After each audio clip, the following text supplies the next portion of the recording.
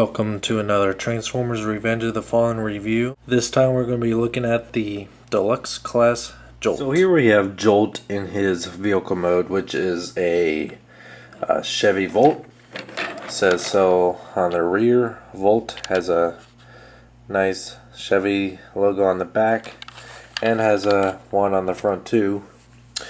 It is a really nice little car. I mean, just by the looks of this, what this car will look like, it looks like the perfect combination between a hybrid, a sports car, and a classic sedan. So it's a really nice concept idea for a car, and it's this toy incarnation of it is really nice too. It's not really squashed like the fast action battler version of it. Does have some nice little detailing here on the headlights. The side mirrors are painted silver. The roof is painted black, and all the windows are this weird translucent green. Almost kind of gives them a tinted look. But yes, it's very nice. Not much else to it. At the back, I think kind of makes it look like a hybrid, just kind of like those Toyota Priuses. It has the same kind of look to it. That's why I mentioned those. Looked like a hybrid to me. Rolls pretty easy. The only problem I have with this mode is getting these panels here lined up correctly, especially this one in particular. I'm have to be pretty forceful getting them lined up. Other than that, it's definitely one of my favorite Deluxe cars, and he's up there with the new Camaro Bumblebee for me as far as looks. Alright, now transformation for this one is a bit of a change from the rest of the Revenge of the Fallen figures we've seen, because this one's not too hard at all, but still looks like it could be with the finished product. First, we're going to snap these side panels off. Take the bumper here, split it in half. Take the hood, flip it down. Split it down the middle. Okay. Then you can rotate these up.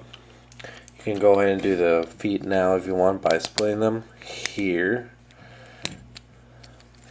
and then grabbing these pieces here in the back and rotating them down. And as you do so, want to take the rear bumper and flip it down so that the middle is will become his little toes. And it doesn't have to toes. It would become where his toes would be.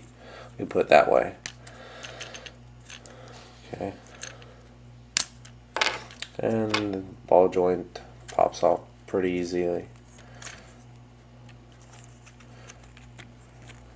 There we go.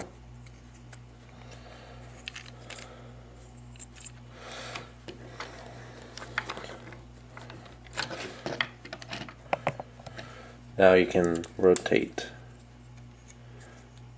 Oh wait, no you don't. You push this whole section back up here. You push all this back. Now rotate everything down. Then you can take these panels here and flip them down to the side. And then what I like to do with the hood is, I'm not sure if you're supposed to leave it down like this or not, but I like to just fold it up here. Gives it a little bit more classic look, and it looks cleaner to me, whether you're supposed to do that or not. And then take these arms and fold them down, and then fold up these little window panels there.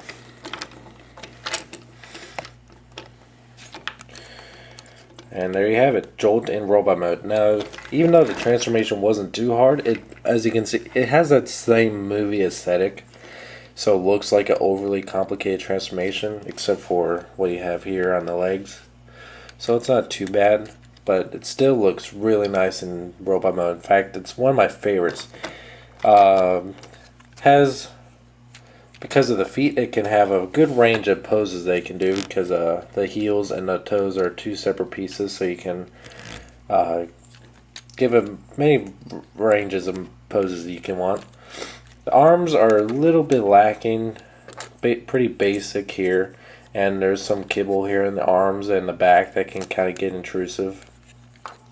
But overall, just the detailing on him, like such as on his chest. Let me get a light on here. They could have did something a little bit better. There you go. The entire chest is a piece of translucent blue, which looks nice, but I think they could have done a whole lot better if they just left it as solid blue color and then painted, like detailing all these little orbs and little lines here, just to give a more robotic look to it. But even that, it still looks pretty good. Hear me sniffling is because I'm getting over some allergies I have. He does have a couple weapons. His electro whips, which are right here, and they spin this little hinge here. They don't really look like whips at this point. They look more like just blades, but they're supposed to be whips. I'm not too wild about them, so I usually just leave them like that.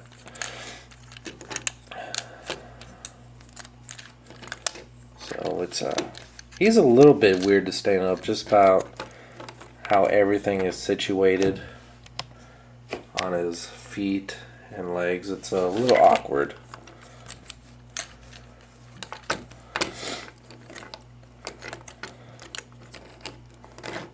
There we go. So let's get a good close-up view of him. He has a little bit of a goofy face with his weird beady eyes. They're a little bit creepier than Bumblebee's, in my opinion, but still, especially right here in his legs and his torso, he has a fairly good amount of detailing on him.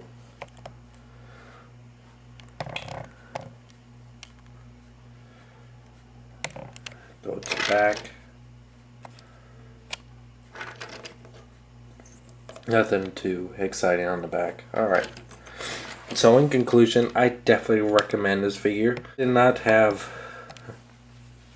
He had, to say the least, he didn't really have much screen time in the movie, so it's kind of he's kind of the underdog of the movie line, because he's pretty much a throwaway character in the movie. But the figure itself is really outstanding in my opinion. The car mode looks great, the robot mode looks great, the transformation is fun and not too hard. So I definitely recommend him. He's probably going to be one of the best deluxes you'll be able to get in the Revenge of the Fallen line. So I highly recommend him. Alright, until next time, thank you for watching.